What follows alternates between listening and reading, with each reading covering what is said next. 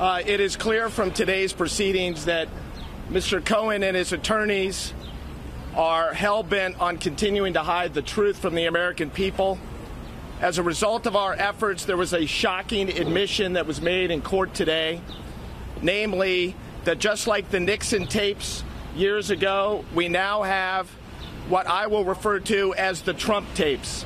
Mr. Ryan admitted that there are audio recordings that Michael Cohen was taking for years, and that those recordings are, to quote him, not only do they exist, but they are under lock and key, and some of them relate to my client and her attorney-client privilege communications.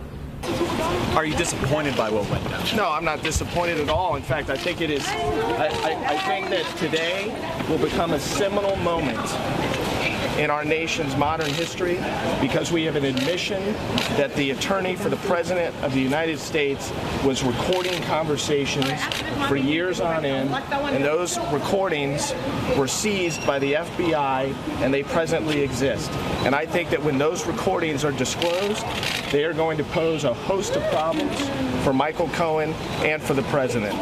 Why do you think the tapes that are under lock and key just pertain to your client? It could be... No, I don't know. We know they don't pertain just to my client, because Mr. Ryan, by his comments, if you go back, I was listening very carefully, he made it clear that there's multiple tapes and that some of them relate to my client. Not all of them, but some of them. And our understanding is that there's many, many audio recordings that for whatever reason Michael Cohen created and then kept, and ultimately they will be his downfall, and it may be the downfall of this president. We've done nothing wrong relating to the release of information. We're not under any investigation. Any claim to the contrary is a bunch of nonsense, and is brought by people that don't want the information released to each of you and don't want information released to the American people. We live in a democracy. We live in a free society where people have an expectation of receiving information timely and accurately. This isn't Russia.